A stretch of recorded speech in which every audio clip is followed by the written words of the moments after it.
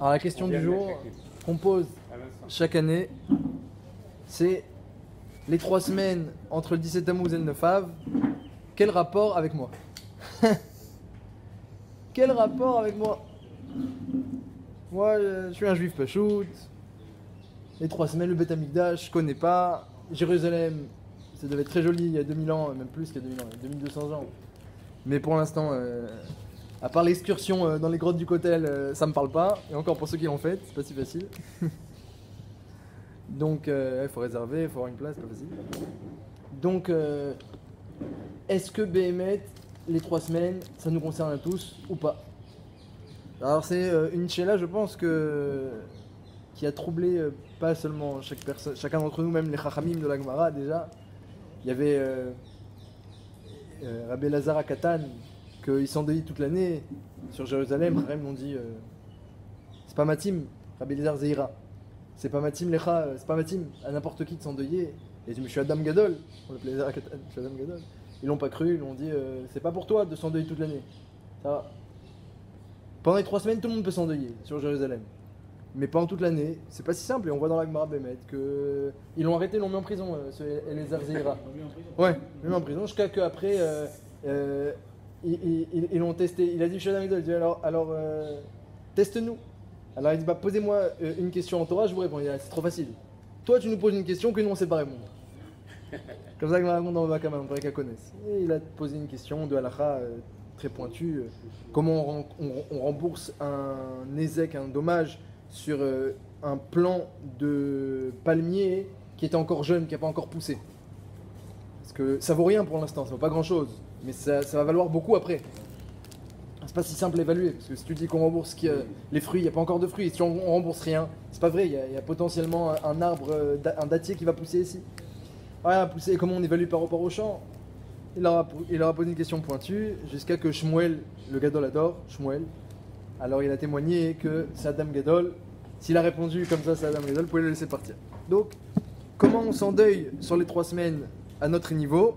Est-ce que ça nous concerne? Alors la Gemara dans Yoma, elle dit que oui, ça nous concerne. Pendant les 3 semaines, on doit tous penser à cela, parler de cela. Alors, justement, on va voir, est-ce que c'est facile? Est-ce que c'est difficile? Qu'est-ce qu'Hachem il attend de nous? Bidjouk, ça c'est la Sheila. La Gemara, elle dit en tout cas dans Yoma, Perek Yerushalmi, Perek Aleph, Alacha Aleph. Chaque génération qui n'a pas vu le Beth Amikdash reconstruit, Ma'ale alav hakatuv, le verset lui compte comme si lui-même il avait détruit. Donc il faut savoir qu'à l'époque où le Beth Amikdash est détruit, les gens étaient sûrement très tristes et ils s'en sont beaucoup voulu, c'est certain. C'est marqué que même à la reconstruction du deuxième Beth Amikdash, je sais pas si vous connaissez l'histoire, quand ils ont construit le deuxième Beth Amikdash, à l'époque de Ezra et Nehemiah, peut-être les enfants, quand le fils de Esther, Dariavesh et Koresh ensuite, ils ont laissé une remontée à Jérusalem pour construire le deuxième Beth Amikdash. Alors, ils ont innové le deuxième Beth Amikdash. Il y avait des cris dans l'assemblée lorsqu'ils ont innové le deuxième Beth Amikdash. Des cris, le passouk qui dit de pleurs et de tristesse. Les jeunes, ils pleuraient de joie et les Zékénim, ils pleuraient de tristesse. Pourquoi? Les jeunes, ils pleuraient de joie parce qu'ils ont jamais vu le Beth Amikdash, ils ont vu quelque chose d'extraordinaire. Et les vieux, les Zékénim, ils disaient nous on a détruit le premier. Et il n'y avait plus la Shrina dans le deuxième Beth Amikdash, il n'y avait plus le Aaron, il manquait beaucoup de choses, il manquait 5 choses. Alors Bekitsour, c'est certain que la génération de la destruction du Beth Amikdash, ils s'en sont voulus. Al Naharot Bavel, Sham Yashavnu Gambachinu. Les gens qui ont été exilés, ils ont pleuré. Mais quand Al Naharot Bavel, quand ils sont arrivés à Bavel, Irmia leur a dit, Jérémie leur a dit, vous aurez le même pleur que vous avez pleuré à Bavel, une fois que vous êtes arrivés sur le fleuve là-bas, Al Naharot Bavel. Vous l'auriez pleuré 2-3 jours avant à Jérusalem, parce qu'ils ont voyagé d'un coup comme ça, sans s'arrêter. Nebuchadnezzar les a fait voyager sans s'arrêter, parce que s'ils s'arrêtaient, ils prient, il y a Hachem va les libérer. Ils ont voyagé sans s'arrêter pour pas qu'ils prient. Alors quand ils sont arrivés à Bavel, ils ont pleuré. Il a dit Jérémie, vous aurez pleuré avant de sortir. Hachem, il n'aurait pas détruit Beth Amikdash, il n'aurait pas entré en exil, il serait pas sorti. Donc toute génération, on disait, qui n'a pas vu la reconstruction du Beth Amikdash, le passouk lui compte comme si lui-même il l'avait détruit. Donc ça nous concerne. Hachem nous dit dans la Gemara, eh bien sachez que c'est comme si, à un certain niveau, c'est pas marqué ils l'ont détruit, mais Ma'ale alav hakatuv, c'est comme si ils l'avaient détruit. Et d'un autre côté, on voit le contraire aussi. On voit Kol à Mitavel al Yerushalayim, eh bien ça c'est marqué dans la Gemara dans Tanit Daflamet, Zoré Vero et Besimchata, celui qui s'endeuille sur Jérusalem, il voit, il mérite et il voit sa simcha. Et c'est marqué, on l'apprend dans la pasouk, Sissou, amitablim alea, Sissou, Masos, réjouissez-vous, ceux qui s'endeuillent sur Jérusalem, Sissou, et c'est Medouyak et dans le pasouk et dans la Gemara, que celui qui s'endeuille sur Jérusalem, c'est quand il se réjouira. Zoré Veroé, il se réjouit tout de suite. Il voit tout de suite la simcha de Jérusalem. Le pasouk qui dit Sissou, réjouissez-vous, Amitavlim, ceux qui s'endeuillent. C'est complètement contradictoire dans le pasouk, mais c'est marqué. On peut se réjouir sur Jérusalem au moment même où on s'endeuille. C'est pas une naftara sur le futur. Donc ça nous concerne aussi. On peut s'endeuiller sur Jérusalem et à ce moment-là, ça nous réjouit avec Jérusalem. Et d'un autre côté aussi, le Meiri aussi il dit le Meiri, les Rishonim, le Ritva, le Meiri, ils disent dans Ta'anit que celui qui fait pas bien la halachot des jours de Av, donc ça commence un petit peu maintenant avec la musique, après le premier Av ça commence des minagim, et après Shavua Shechalbo ça commence les vrais halachot, et bien et la plus forte raison la veille de Tisha B'Av, celui qui fait pas bien la halachot, en particulier la veille de Tisha B'Av, alors ils disent les Rishonim, il ne sera pas zoré de voir la reconstruction, Triat Hametim, etc. Même s'il a Olam Haba, même s'il il aura Olam Haba. Mais la simcha de Jérusalem et de Triat Hametim, il n'aura pas. Comme ça disent les Rishonim. Alors à Kolpanim, ouais, d'accord. Alors il y a une marloquette, il y en a qui disent que la semaine d'avant c'est où il y a deux avis. Il y en a qui disent que la semaine d'avant c'est quand même Shavua Shechal. Et le Mishran ramène les deux avis, hein. Il ramène Yeshomrim et Yeshomrim. On ramène les deux avis. À Kolpanim,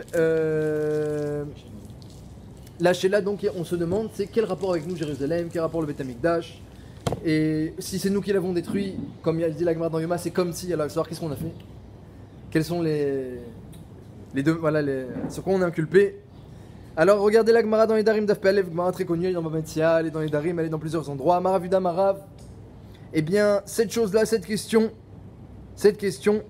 eh bien ils l'ont demandé aux sages, ils n'ont pas su répondre. Ils ont demandé aux prophètes, ils n'ont pas su répondre. Ils ont demandé aux malachim, ils n'ont pas su répondre. Jusqu'à qu'ils ont demandé à Akadosh Baruch Hu lui-même. C'était quoi la question? Eh bien, Alma Avda Haaretz. Pourquoi Hachem il a complètement détruit sa terre, Jérusalem, sa ville, exilé, détruit le Beth Amikdash? Pourquoi Hachem il a fait tout ça? Mei Shechacham Viavinet Zot, Vacher Diber Pi Hachem. Alma Avda Haaretz, Nitzta Kamidbar, Mibli Over. Il n'y a plus personne, il n'y a plus un passant à Jérusalem. Qu'est-ce qui a provoqué une telle fureur chez Akadosh Baruch Hu? Ça, on a demandé à tout le monde, aux Chachamim, aux Nevim, aux Malachim, ils n'ont pas su répondre.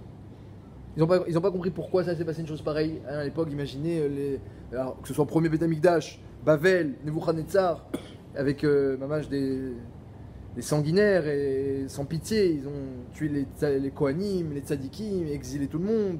Et même après, les Romains aussi. Et bien, à leur manière aussi, ils ont été très durs avec le clan Israël à Jérusalem. Ils étaient Sholtim pendant des dizaines d'années jusqu'à qu'ils ont détruit Bassof le Beth Amikdash. Alors pourquoi il y a eu tant de rigueur? Eh bien, on a demandé ça à Hachem. On a demandé à tout le monde, personne n'a su répondre, jusqu'à qu'on a demandé à Hachem. Il a répondu Al Ozvam, alors c'est marqué comment? Vayomer Hachem, tout ça c'est dans Jérémie, Irmiyahu Parektet. Vayomer Hachem, il a répondu lui Al Ozvam et Torati, ils ont abandonné ma Torah. Velo Shamu Bekoli, Asher Natati Lifnem.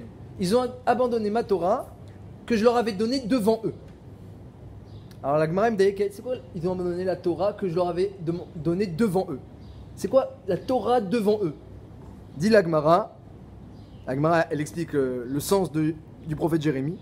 Aïnou, dit Rav Yuda Marav, donc le gars de la Dor, Rav, premier des Amoraïm. Chez En Mevachim Batora Trila. Ils faisaient pas la bracha avant d'étudier. C'est quoi? Ozvam et Torati Asher Natati Lifnehem. Ils ont abandonné la Torah d'avant. Lifnehem, c'est la bracha de la Torah d'avant. La bracha de Asher Bachar, Rashi il dit Asher Bachar Banu. Il disait pas Asher Bachar Banu Mikola Ami Metanen Torah Borat Hashem Metanen Torah avant d'étudier. C'est ça le problème. Comme ça c'est marqué dans la Gemara dans Nedarim. Évidemment, la Kushia c'est que dans la Gemara dans Yoma, c'est pas du tout marqué comme ça. Dans la Gemara dans Yoma, c'est marqué pourquoi eh bien, le Beth Amikdash a été détruit. Alors, écrit dans la Gemara, ça dépend. Le premier Beth Amikdash ou le deuxième Beth Amikdash? Là, la Gemara ici, Jérémie, c'est le premier Beth Amikdash. Alors, la Gemara dans Yoma, elle répond à toutes les questions. Elle dit le premier Beth Amikdash, il a été détruit à cause de l'idolâtrie, de la débauche et du meurtre qu'il y avait à l'époque du premier Beth Amikdash. Et le second Beth Amikdash, où il n'y avait pas toute sa vérote là, a été détruit à cause de la sinatrinam. comme ça la Gemara dit dans Yoma, Daf Chet. Le premier. Premier à cause de la débauche, l'idolâtrie et le meurtre qu'il y avait à cette époque-là, et à Jérusalem. Et deuxième Beth Amikdash à cause de la haine gratuite. Voilà. Juste une question. Il les a pas prévenus avant la destruction du Beth Amikdash. Et il a prévenu de se reprendre, qu'il y aurait des xérotes. Alors comment tu poses la question après savoir si mais, bravo, c'est vrai. Quelle est bidiouk la question? Voilà, il y a dans les Mefarshim, il y a deux questions qui se posent. Il a prévenu qu'il y aurait des xérotes, mais alors, quelle est bidiouk la Nekuda? Il y a deux questions qui se posent. Ni la question est compréhensible, il nous dit notre ami, ni la réponse est compréhensible. La question, on n'a pas compris qu'est-ce qui s'est passé. C'est quoi on n'a pas compris qu'est-ce qui s'est passé? Qu'est-ce que tu n'as pas compris? Pourquoi le Beth Amikdash il a été détruit? Pourquoi les Goïm, ils ont tellement eu de main sur Yatakifa, une main forte sur le clan d'Israël? Quelle est exactement la question? Quand Hachem il te dit je vais détruire le Beth Amikdash et je vais entraîner l'exil dans la prophétie de Jérémie, c'est quelque chose que, eh bien, si ça s'est réalisé ensuite, et ben voilà, c'est la preuve que c'est vrai, il n'y a pas besoin de s'étonner. On n'a pas compris pourquoi ça s'est passé une chose pareille. Qu'est-ce qu'ils n'ont pas compris? Et deuxième question, c'est la réponse. Ah, parce que vous n'avez pas fait Birkot Torah. Ah, encore pire. Ah, ouais, alors là, c'est pour ça que les Malachim, même eux les Malachim, ils n'ont pas su. Les Nevi'im, les Chachamim, personne n'a su. Évidemment, personne, même après la réponse, on ne comprend pas. Et à part ça, la troisième question, qui se pose aussi, c'est que la Gemara dans Yoma, elle ne dit pas ça du tout. La Gemara dans Yoma, elle dit que la raison pour laquelle le Beth Amikdash a été détruit, Jérusalem a été mis à feu et à sang, et ils ont été exilés, c'est parce qu'il y avait Avodah Zarah, de l'idolâtrie, de la débauche et du meurtre à Jérusalem. Et la Gemara amène des psukim. Le meurtre, c'était le roi Ménaché, qu'il y avait beaucoup de gens qui le tuaient parce qu'ils ne voulaient pas faire la Avodah Zarah qu'il préconisait. Il y avait la débauche. La Gemara, elle décrit des psukim aussi, qu'il y avait les filles de Tzion qui se baladaient avec beaucoup de parfums et beaucoup de maquillage. Et toutes les techniques de séduction des filles de Tzion. Donc la Gemara décrit. Bon, à part ça, il y a d'autres Gemarotes qui décrivent qu'il y avait des avarotes bien pires, que ça c'était le début. Mais après, par la suite, ça marchait bien. Donc il y avait des avarotes très chamurot, comme le dit la Gemara dans Maseret Shabbat, à Jérusalem. Et l'idolâtrie, donc l'idolâtrie, c'est le roi Ménaché qui a rempli, et pas que lui, d'autres rois aussi avant et après, qui ont rempli Israël d'idolâtrie. Donc il y avait de l'idolâtrie. Donc c'est quoi la question? Il y a plusieurs Mefarshim qui disent comme ça, qui disent que l'étonnement, pourquoi ils étaient étonnés de ce qui s'est passé, c'est on pensait pas. Alors voilà, exactement, c'est le degré de. Il peut y avoir une destruction de Beth Amikdash ou une pause dans la Avoda ou faire exiler tout le monde, mais qui est plus chez En Over, le passage qui dit il n'y a plus aucun passant à Jérusalem. C'était Sdom et Amora. Il n'y avait plus un passant. Il y avait eu une destruction très rare. Donc comment les Goïm, ils ont eu tellement de force et tellement le droit d'agir sur Jérusalem? C'est quand même la ville d'Hachem. La ville d'Hachem, la maison d'Hachem, et même le pays d'Hachem. Ils ont un droit, un reshoot extraordinaire. Ça, c'est le premier étonnement. Deuxième étonnement que j'ai vu aussi dans les Mefarshim, et dit ça la question, c'est que, parce qu'on a dit, ça contredit la Gemara qui dit qu'on savait très bien qu'est-ce qu'ils ont fait les Juifs. Il y a beaucoup qui fautaient dans l'idolâtrie, le meurtre et la débauche. C'était pas tout le monde, c'était même pas la majorité. Mais il y avait beaucoup qui fautaient. Alors, la question, comment ils sont arrivés là? Comment ils sont arrivés là? Il y avait les Chachamim, il y avait le Beth Amikdash, il y avait le Shkat Agazit, il y avait le Sanhedrin. Comment ils sont arrivés à ce qu'il y ait de la débauche, du meurtre? C'est incompréhensible. Les sages de la Gemara, ceux qui étudient un petit peu la Gemara, ils savent. La Gemara, dès qu'il y a un chachash, une crainte d'arriver à une faute, tout de suite Chachamim, ils arrivent, attends. Une crainte d'arriver à une faute, faisons un décret, une xéra, on va s'asseoir, on va voir. On va pas permettre d'étudier la Torah à la lumière d'une bougie Shabbat s'il y a une crainte que tu vas stabiliser la bougie. Tout de suite, interdit d'étudier. À plus forte raison, quand c'est pas juste étudier, quand c'est autre chose, que Chami viennent et ils mettent des barrières. Comment ils sont arrivés à la débauche et au meurtre? Donc, il y a oui une question, la question elle est oui justifiée, pertinente. Comment ils sont arrivés à un tel niveau, et au niveau spirituel et au niveau matériel? La réponse est toujours incompréhensible. Ils n'ont pas fait, alors sur le premier Tamikdash, c'est marqué, ils n'ont pas fait Birkot à Torah. Ils disaient pas Asher Bachar Banu, Mikol Ami, Venatan Torah avant d'étudier. Ils étudiaient, ils étudiaient, hein. Oulala. Ménaché, le roi là, qui était idolâtre, qui a fait du meurtre, il était un grand Talmid Chacham, hein, fils de Chizkiyahu. Ne crois pas que Chizkiyahu il a pris toute la Torah à tout Jérusalem, il n'a pas pris à son fils, a dit la Gemara. Il a rempli de Jérusalem de Torah, Chizkiyahu. Donc il a étudié avec son fils. Donc il connaissait très bien. Mais il ne faisait pas Birkot à Torah. Le Rambam il dit c'est quoi l'Oberou Batorah Trila? Quand il y avait un Talmid Chacham, il ne laissait pas monter Rishon. Il faisait monter un Kohen. Aujourd'hui on ne fait plus comme ça. Comme on ne sait plus aujourd'hui qui est Chacham, qui n'est pas Chacham, on fait monter Kohen en premier. Mais à l'époque, c'était pas comme ça. Quand un Kohen et un Talmid Chacham, on montait le Talmid Chacham en premier. Il donnait au Kohen à monter, etc. Ah, avec Keter Keuna. C'est très grand, oui, mais c'est moins important que Keter Torah. Comme ça dit le Rambam. Pirusha Mishnayot, Ram dans le Maharsha, c'est quoi l'Oberu bat Torah Trila? Il laissait pas les gens de Torah monter en premier. Berou faire Birkot à Torah. Mais Rachid dit pas comme ça. Rachid dit non, ils étudiaient sans dire Asher Bachar Rabbanou. Bon, alors ça montre aussi un problème dans l'étude. Les deux, ça montre ou le respect dans l'étude, ou la bracha dans l'étude. Il y a un problème avec l'étude. Mais encore, on comprend pas encore comment ça peut justifier d'arriver à de telles avérotes et à de tels décrets d'égoïme. Ça, c'est la question. Il n'y a pas le Shonara qui rentre. La Shonara, c'est Beth Amikdash numéro 2. Nous, pour l'instant, on fait le premier. C'est un peu comme, La semaine prochaine, numéro 2. comme on a pu arriver au Vaudor. Pareil. Comment on arrive au Vaudor? C'est pareil. Ménaché, le roi Ménaché, Bon, c'est la Gemara dit tous ceux qui disent que le Bnei Israël ont fauté avec la faute du Vaudor, et Noé l'a toé. C'est-à-dire qu'il y a eu un reshoot particulier du Yetzerara, c'était juste après Matan Torah. Yetzerara a eu le droit de mettre une mise en scène, le kever de Moshe, et Aaron qui dit faisons le Vaudor, et le veau qui sort tout seul. Il y a eu un Kitroug Meyurag du Yetzerara, ils étaient à un niveau très très élevé, ils étaient à Adam Arishon avant la faute. Donc le Yetzerara, il avait le droit d'attaquer très fort, et à Kedgar, la Gemara Vodazara, elle dit ceux qui disent que les Bnei Israël ont fauté dans le Vaudor, et non la tué. C'est une impression de faute. Mais c'est là, alors que là, à l'époque du Zamidash, c'était des vrais avérots Ramourot. On peut demander comment ils sont arrivés là. Attends, il y a une question, oui. C'est d'autant plus étonnant qu'il est cette histoire de débauche et de machin, etc., que la Vodazara, c'est que le roi Ménaché, il a fait, si je ne me trompe pas, il a fait tchouva les 7 dernières années de son règne. Il est revenu tout en arrière, il a remis la Torah en premier plan. C'est vrai, mais la Gemara dit dans Sanhedrin qu'il n'a pas réussi à réparer les conséquences de elle dit ne dis pas ça au balai tchouva, mais Ménaché n'a pas relèque l'olam haba. Ne pas ça aux gens, parce qu'il n'a pas réussi à réparer ce qu'il a fait. Il a fauté plus que ses pères et plus que les autres rois, et il n'a pas réussi à remettre en place. Il a plus détruit que arrangé. Mais c'est vrai qu'il a fait tchouva à la fin de sa vie. Bon, il y a un avis qui dit qu'il a oui relèque, il y a un avis. Hein. Attention. Oui. Et quelle incidence de ne pas dire Asher Bachar Rabbanou? Qu'est-ce que ça fait? Ils n'ont pas dit Birkot Torah, qu'est-ce que ça fait? Qu'est-ce que ça fait? La différence entre ça et ce qui s'est passé pour. Voilà, tu dis. L'idolâtrie, la débauche. Exactement, alors voilà, ils ont fait de l'idolâtrie, la débauche, etc. On ne sait pas comment ils sont arrivés là. C'est comme si tu étudiais la Torah comme le livre d'histoire. C'est ça toute l'histoire, c'est ça tout le Beth Amikdash, tout le Beth Amikdash, tout l'exil, toutes les 3 semaines, et toute notre situation d'exil maintenant, tout ça parce qu'ils n'ont pas fait Birkot Torah. Le problème, c'est ça le problème. Moi, ce matin, je vais Birkot Torah, alors c'est bon, on est bon. On est bon alors. Tout le monde fait Birkot Torah ici? On est bon. Est-ce que ce problème, c'est Noten Lanot à Torah ou Asher Bachar Rabbanou Mikol Ha'amim? Il y a Asher Bachar Rabbanou et Noten Torah. Si on est au même niveau que les autres peuples, alors ils peuvent. Ah, joli, bien fait, très joli. C'est pas qu'un problème de génération. Pourquoi est-ce qu'on paye leur faute Toute génération qui ne voit pas le ça, Torah, d'accord. ça veut dire quoi? Ça veut dire qu'on a encore fauteur, chers amis. Comme je vous l'ai dit, le Rambam, écoutez les mots du Rambam. Yesh Yamim, Shekol Israël Mitamim. Il y a des jours. Non, il répond à votre question. Alors, Mechila, vous posez une question, je vous réponds. Il y a des jours sur lesquels on jeûne, comme le 17 Tammuz et le 9 Av. Les horaires est allé vavot pour éveiller les cœurs. Vezeye Zichron, ce sera le souvenir. Les Maasenu Araim, Shehem Kemo Maase Avotenu. Nous avons les mêmes actions que nos pères, comme ça dit le Rambam. La différence, c'est qu'on a un peu le Beth Amikdash, eux, ils l'avaient.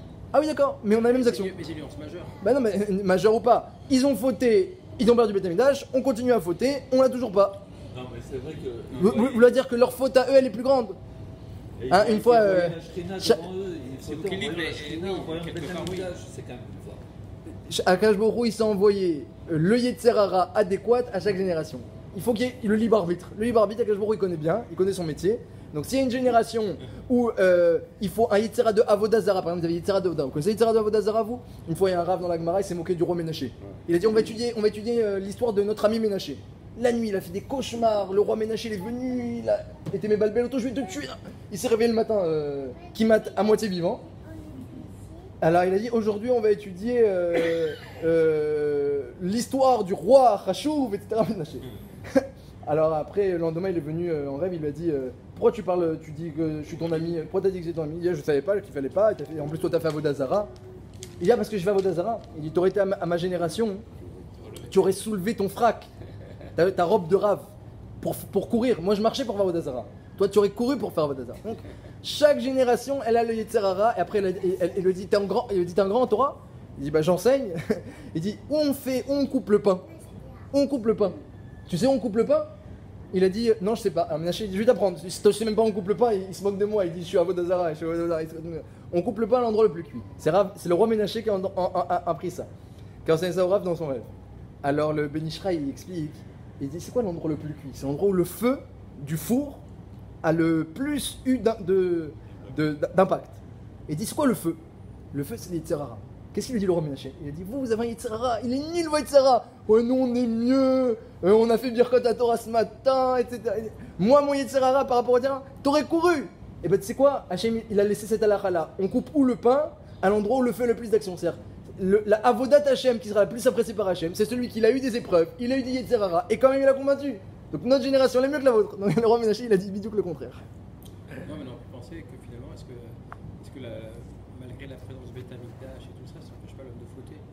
Qu'est-ce que c'est vraiment dans son essence? Il y a toujours l'Ibavit. Akash Baruch Hu, il sait faire en sorte qu'il y ait toujours il a mis des Néviés à Sheker, il a mis un Yitzhara ultra puissant, il y avait aussi la Trina, mais il y avait aussi le Yitzhara, les Néviés à Sheker, des erreurs de HK, il y avait de quoi se tromper. S'il n'y avait pas de quoi se tromper, alors c'est on est au Lamaba, s'il n'y a pas de quoi se tromper. Dans ce cas, on n'en sort jamais, c'est ça que je veux dire. Ah bah au Lamazé, c'est ça, on s'en sort jamais, hein, cher ami. Après le troisième Vous savez pas? C'est fini quand le. Il essayait de trouver une porte de sortie. Ça s'est fermé. Il y a ça. Sauf Davar Akol Nishma, Shlomo Melech il dit écoute, j'ai tout essayé, j'ai tout vu, j'ai tout tenté. La Chokhma, il a fait la Chokhma, il a dit je pensais que la Chokhma, après la richesse, après la Simcha, la joie, et Elokim Miera, Vet Mitzvotav chez mort qui zécolle Adam. Akash Baruch Hu, il nous a mis dans un jeu, que est-ce que tu vas avoir la crainte du ciel et tu vas faire le mitzvot, oui ou non? C'est tout. Tout est mis en place pour voir est-ce que tu vas avoir la crainte du ciel et tu vas faire le mitzvot, oui ou non. C'est ça il n'y aura pas une génération ou une situation où tu ne pourras pas réussir et être mis à l'épreuve dans ce domaine-là, parce que c'est ça la Ma'out, c'est l'essence, il n'y a aucune logique à tout ce qui se passe. Dans cette devinette, le Razonich, il parlait de ce monti, il disait la grande devinette. Qu'est-ce qu'on comprend? On comprend dans ce monti, qu'est-ce qu'il veut Hachem, et qu'est-ce qui s'est passé dans l'histoire, et maintenant, une seule chose. Est-ce que tu crains le ciel? Est-ce que tu veux faire les mitzvot? Et tel le Mnuka, et il y aura Enzot Hachamor qui zécola Adam, c'est là tout l'homme. Si tu as compris ça, alors tu as tout compris. Agol Panim, pour répondre quand même aux questions qui nous concernent sur la période et sur le premier Tamikdash, alors j'ai entendu une histoire très intéressante qui s'est passée, comme ça il raconte Rav Tuvia Polak. Je sais pas si vous connaissez Rav Tuvia Polak. Rav Tuvia Polak, c'est aujourd'hui, c'est Mashgiar, c'est-à-dire quoi? Le Rav, on va dire, un peu de tous les jeunes Bachurim dans toutes les yeshivot entre 15, 16 et 20 ans, 22, 16 et 22. Bon, alors lui, il a une yeshiva à Ateret à Jérusalem, mais comme il est très doué pour parler aux jeunes, donc on l'appelle dans tout Israël, et il a un kécher avec les jeunes extraordinaire, et c'est un grand tzaddik qui a eu un... Ouais, il a notre... Ouais, il a 50 ans. Il a 50 ans. Ouais. Il a 50 ans et un grand tzaddik, il a eu beaucoup d'épreuves. Hachem lui a envoyé des épreuves extraordinaires. Si vous recherchez un petit peu, regardez un peu. Vous entendez, il a perdu sa femme et sa fille la même année. Il a comment Rav Tuvia Polak. Il a eu des grandes épreuves. Et comment après, j'ai entendu, on entend les Spedim, il a parlé d'une façon fabuleuse sur Akash Baruch Hu. C'est-à-dire quelqu'un, un amoureux d'Hachem. On dirait Avraham Avinu. Quand j'entends parler, on dirait Avraham Avinu. Un amoureux d'Hachem, un amoureux de la Torah, qui en plus sait parler aux jeunes. Et voilà, et donc il fait beaucoup, il aide beaucoup dans toutes les yeshivot d'Israël.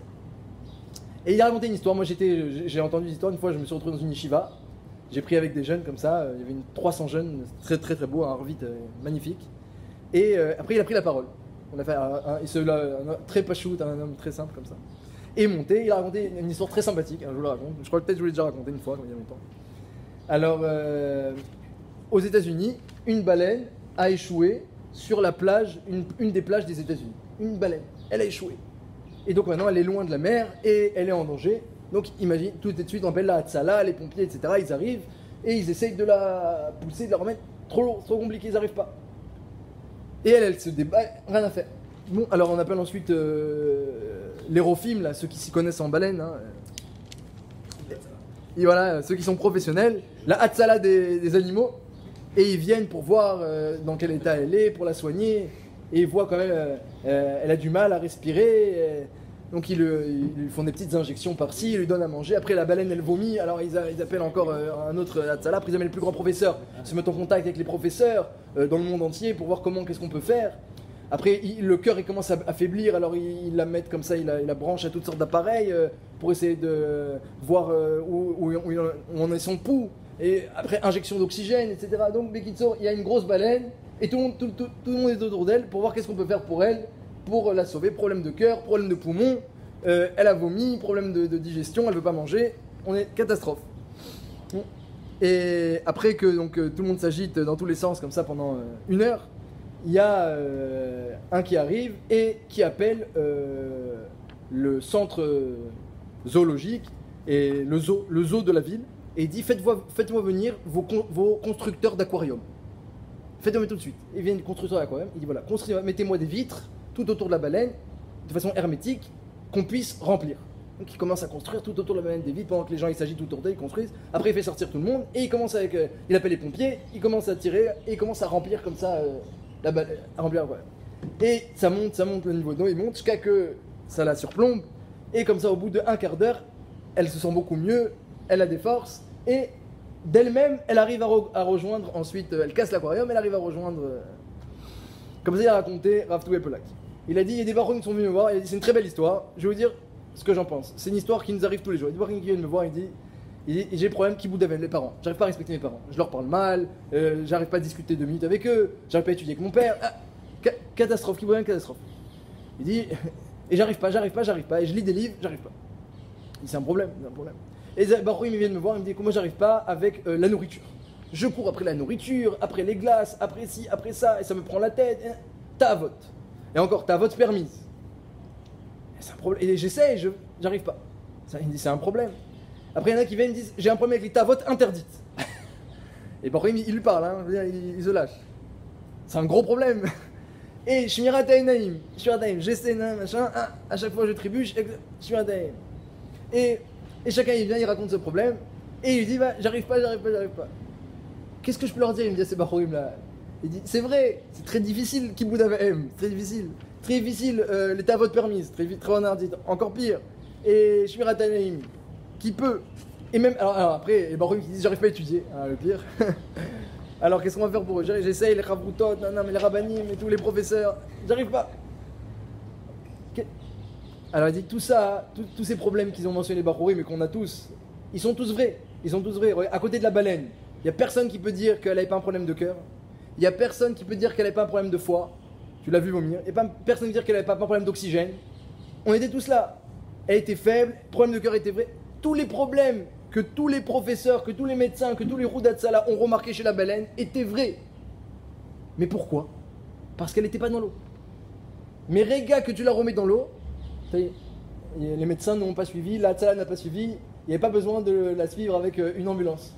Parce qu'elle est en dehors de l'eau. Et tous les problèmes viennent parce que vous êtes en dehors de l'eau, les amis. En dehors de la Torah. Vous n'êtes pas rentré à fond dedans. Vous n'êtes pas rentré corps et âme, rochot et robot. La Torah, elle est comparable à un mikvé. Si tu rentres et tu laisses une main dehors, un cheveu dehors, ça marche pas. Le mikvé ne marche pas. Et tu dis après, mais je suis tamé, je comprends pas, j'arrive pas. Je suis tamé parce que quelqu'un qui est tamé, il n'arrive pas à Bémet. Quand tu es tamé, tu es bloqué. Il dit, oui, c'est vrai, mais parce que tu rentres pas la main. Rentre la main. La Gemara, elle dit pas comme ça. La Gemara dit qu'il rentre dans le mikvé avec un chéret.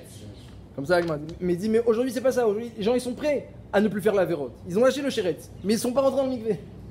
Ça dit que ça, le problème de la génération. Ils lâchent le chéret, mais ils rentrent pas dans le mikvé. Enfin, il dit. Alors, ça qui dit, pas que lui, il y a d'autres qui disent comme ça, le Sefer HaChinour. Sefer HaChinour, il parle déjà de ça à son époque, il y a environ 800 ans, 700 ans. Sefer HaChinour, il dit comme ça, plus, 800. Il dit Sefer HaChinour que Akadosh Baruch Hu, il a fait quelque chose d'incroyable. Dans l'Agdama du Sefer HaChinour, il dit ça. Il a fait quelque chose d'incroyable. D'abord, il a créé les Malachim, c'était déjà incroyable, alors qu'il n'y avait que lui au début, Enod Milevado. Il a créé les Malachim, que Sechel Nivdal, une Neshama, et pas la plus grande. Hein. Alors après Vital, il dit que les Neshama des hommes elles sont plus grandes que les Neshama des Malachim. Une Neshama.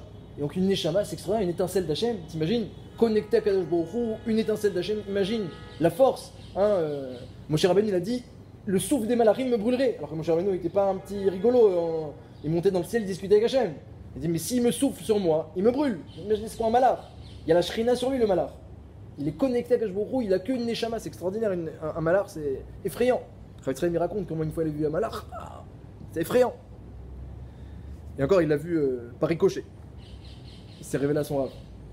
Alors, effrayant un malheur. Ça, c'est la création des malachim. Ensuite, Akadosh Baruch Hu, quand il a créé le monde, il a créé les Behemoth. Behemoth, il y a un effrayant. Behemoth, c'est quoi? C'est de la terre. Il a pris de la terre, il a pris aussi un peu de l'eau, du feu, de l'air, les 4 éléments. Il a formé les Behemoth matériels. Behema, Bama, qu'est-ce qu'il y a dedans? Rien du tout, il n'y a rien dedans. Behema, Bama, il n'y a rien. Demande pas qu'est-ce qu'il y a dedans, il n'y a rien dedans. Elle est pas plus que des réactions vitales qu'Hachem a incorporées grâce à l'imbrication du feu, de l'air, de l'eau qu'il a mis et de la terre. Je vais un truc extraordinaire, dit le Sefer Achinour. Je vais prendre une Neshama, un malach, je vais prendre une Behema, je vais les réunir ensemble, je vais créer l'homme. Voilà, c'est le scoop. Les malachim se sont dit, ah non, pas exagérer, une Neshama, et encore, il a pris une Neshama encore plus grande que ceux des malachim, parce qu'eux, ils n'ont pas de corps. Donc, ils n'ont pas besoin d'une Neshama si grande. Il a pris une Neshama très élevée, du Tachat Kisa Akavod. Rav Chaim Vital dit que les Neshamot des malachim, elles sont à l'extérieur des parois du Kisa Akavod. Et nous, on vient mitachat Kisa Akavod. Quelque chose d'extraordinaire. La source des Neshamot du clan d'Israël, c'est les Otiyot de la Torah. On n'a pas idée. Donc, il a pris une Neshama très très élevée, mais par contre, il a pris un corps tout à fait matériel. Il l'a mis dedans, et il a dit à Neshama, Be'atzlacha. Il a fait jurer d'abord, tu vas faire les mitzvot, tu vas faire, attends, ouais, je jure. Et maintenant, Be'atzlacha. Maintenant, tu es dans le corps avec ses régachot, ses sentiments, ses impressions, ses impulsions. J'ai chaud, j'ai froid, je suis fatigué, j'ai faim, les ta'avot, etc. Le Yitzhara, qui en plus il s'est rajouté à la fête depuis la faute de Adam Arishon. Donc, il a mis tout ça dans l'homme et dit à Neshama, Be'atzlacha. Dit le Sefer Achinour, eh bien, c'est très simple ce qui va se passer. C'est que certes l'homme il a un intellect, il peut réfléchir, reconnaître Hachem, arriver à comprendre la création, mais sous l'impact, l'influence de ce monde-ci et du corps, alors l'intellect aussi, il va chercher, il va réfléchir, qu'est-ce que je peux faire, pourquoi, pour assouvir les besoins du corps. Comme ça dit le Sefer Achinour, le Sérel il va être Nimshar, c'est vrai qu'il y a une contradiction, le Sérel est très élevé, la Neshama est très élevée, on peut monter à des niveaux de Gdusha comme Moshe Rabbeinu, comme ça dit le Rambam, mais de l'autre côté le corps est très bas. Donc il y a une contradiction. Et comme la contradiction, le combat ne peut pas rester incessant, il y a bien un moment où il faut que l'un il se plie à l'autre. Ou alors il y en a qui sont en haut, en bas, ils montent, ils descendent, ils montent, ils descendent. Mais de façon générale, il faut bien qu'il y ait un qui se plie à l'autre. Hein, c'est marqué les tzadikim, le corps se plie à la neshama, les rechaim, la neshama, l'intellect se plie au corps, et les bénonim ils sont comme ça, ils montent, ils descendent, ils montent, ils descendent. Rava il a dit le vaïch bénonim. Avakol panim, ils ont répondu alors qu'est-ce que tu nous laisses à nous? À Kol Panim, il y a un combat, mais à un moment il y aura un équilibre. Il y aura un équilibre parce que ça peut pas rester tout le temps. Et il y a bien dit le Sefer Achinour, c'est là que la Torah intervient. Comme on dit les amis de Yov, à Yov il a dit mais on va pas s'en sortir, c'est pas possible. Il y a déjà la porte est ouverte au Gehinam. Ils ont dit ne sois pas hérétique, Hachem a donné la Torah. C'est-à-dire qu'on a la possibilité de renforcer la Neshama, de lui donner les connaissances qu'il faut et même de raviver, ça le Ramchalidi, parce que la Neshama c'est comme un malach. Quand tu étudies la Torah, d'où elle provient, tu ravives la Neshama, c'est comme une braise, et tu ravives la braise jusqu'à ce qu'elle peut faire venir un feu extraordinaire. Lorsqu'on étudie, la Shrina elle vient. La Shrina, donc elle retrouve la Neshama, c'est Mim Bemino, ceux qui étudient, ils sont vétères, ils savent Mim Bemino Vénéor. Quand tu veux rencontrer un élément avec un élément qui lui ressemble, l'un renforce l'autre et se réveille. Hein, tu as mis par exemple du poivre dans un plat, après quand tu vas rajouter du poivre, ça va être le poivre rencontrer le poivre, ils vont se réveiller, se motiver, se multiplier, ça va être beaucoup plus fort, ça se décuple. Les goûts se décuplent lorsqu'ils se rencontrent. Okay. Tu as la Neshama qui vient d'Hachem, tu as la Torah qui vient d'Hachem, les deux sont très proches. Lorsqu'on veut venir à la Torah, dit le Sefer Achinour, c'est le seul moyen qu'on a de faire taire un petit peu toute la puissance du corps. Le corps est très puissant. Le corps est très puissant. Dit le Rav Ezik Raver, il dit que il a pris des milliers, hein, on ne dit pas juste un Yitzhara. Il y a des milliers de malachim du Sitra Achara. Il dit comme ça. Chelin dit c'est des milliers de forces. Machirian, des camps entiers de soldats que le Yitzhara il peut envoyer. Alors c'est ce qui est marqué, il n'y a qu'un Yitzhara, Untano, mais Kitetse, la Milchama, Aloy Vera au pluriel. Il y a plein de dangers. Danger de Kibouda Vahem, danger de Shmiratei Naïm, danger d'état votre permise, danger d'état votre interdit, danger. Est-ce que je vais étudier en me concentrant, pas en me concentrant, avec faiblesse, avec relâchement? Il y a plein, le Yitzhara, quand je dois être droit dans mon travail, prendre un peu plus d'argent, prendre un peu moins d'argent, laisser la place à mon client, laisser la place à mon patron, laisser la place à ma famille pour vivre. Est-ce que je vais être gentil avec eux ou je vais imposer ma rigueur? Il y a des Yitzhara de partout. Même si c'est au final un chef qui commande tout, Untano, Hachem te le donne quand tu sors en guerre contre lui, mais il a plein de facettes. Toutes les facettes, il a dit le Rav Polak, elles sont vraies. Tous les problèmes de cette baleine étaient vrais aussi. Et donc, Bémet, si tu me dis, je suis bloqué, j'arrive pas à dépasser ce problème-là, c'est vrai. Mais t'es bloqué, t'arrives pas à dépasser que parce que le corps est puissant, le corps est fort, parce que t'es pas dans l'eau. Ça, c'était la question qu'ils avaient à l'époque du Beth Amikdash.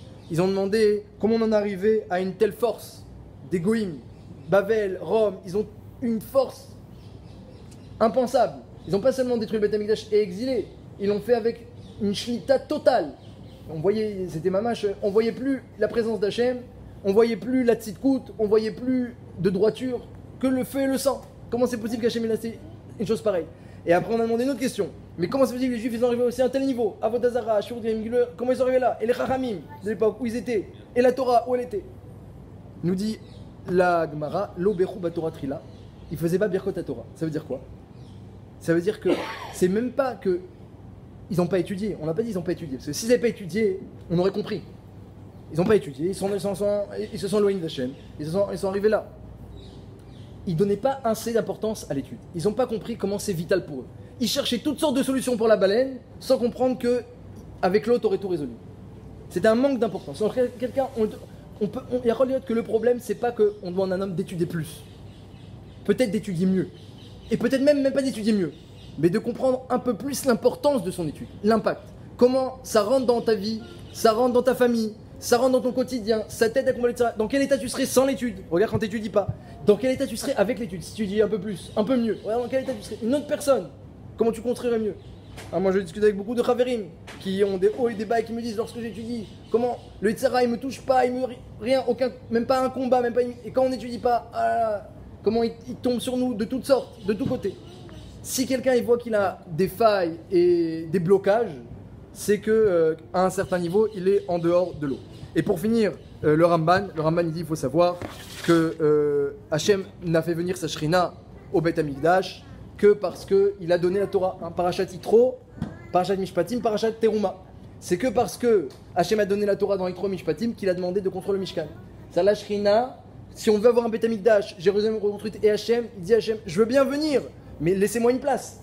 Et un homme il peut laisser une place à Hachem que par sa Neshama, que grâce à son étude de Torah. Lorsqu'il a l'étude de Torah, c'est-à-dire qu'il a renforcé le côté intellectuel et spirituel dans sa vie, il laisse une place à Hachem dans sa vie. Il dit Hachem, tu m'as laissé une place, je peux venir à Jérusalem habiter, il n'y a pas de problème. Mais si déjà en toi, tu n'as pas laissé une place à Hachem, tu as laissé une place à j'ai chaud, j'ai froid, je suis fatigué, j'ai faim, et mon argent, et mes clients, il n'y a aucune place à Hachem. Alors ensuite, eh bien, ne demande pas à Hachem de venir résider à Jérusalem. Donc ça c'est la solution, laisser une place à Hachem en nous-mêmes grâce à l'étude de la Torah, en donnant de l'importance à notre étude, et grâce à cela, eh bien, on pourra reconstruire le Beth Amikdash.